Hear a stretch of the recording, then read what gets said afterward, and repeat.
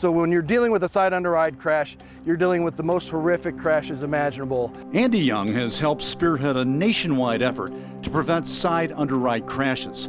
That's when a car crashes into the side of a truck and gets trapped underneath the body of the truck, as Andy demonstrates. So what happens is if you're going along and the car is next to a semi and something happens where the car then ends up hitting the side of a semi, particularly the trailer, you can see the bumpers don't match up. Because the bumpers don't match up, the first point of impact is the windshield and then the occupants in the car. Andy is not only an attorney with the law firm for truck safety, he's a licensed truck driver who owns and operates his own big rig. Side underride crashes are a top priority of his. They almost always result in death. If they don't result in death, they end up with an open skull fracture. Andy has seen the devastating consequences of side underrides firsthand. Paraplegia, quadriplegia, traumatic brain injury, and that type of an injury. He's fought fiercely for survivors of side underrides and formed strong personal bonds with victims long after their cases are over. Andy has participated in side underride testing 6 times. In this test conducted by the Insurance Institute for Highway Safety, it's plain to see why you're unlikely to survive a side underride crash. The reason that is because the safety designs and the safety engineering around your car don't work. And they don't work because of the first point of impact.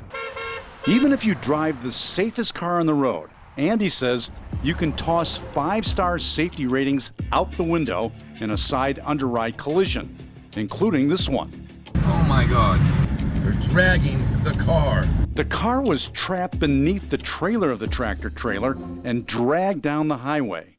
The first point of impact is beyond the hood and into the glass windshield. The second point of impact literally becomes the heads, faces, neck, spine, and chest of the lower profile car's occupants.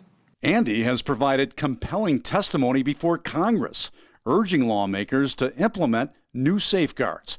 He's teamed up with survivors of truck crashes and victims of loved ones like Lois Durso.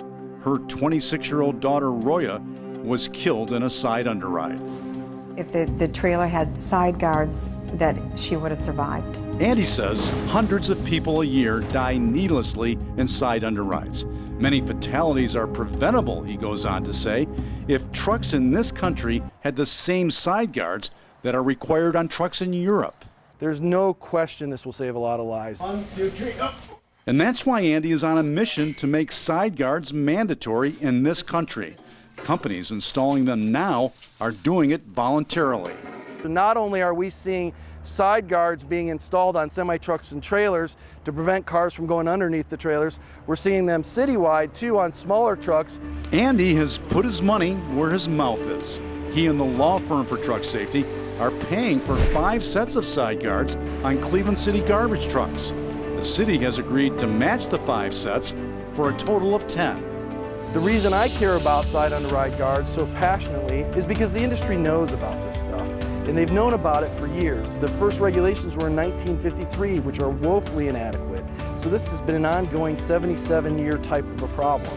If Andy convinces Congress to toughen regulations and require side guards, he's confident many lives will be spared. This is Tom Meyer for the law firm for truck safety.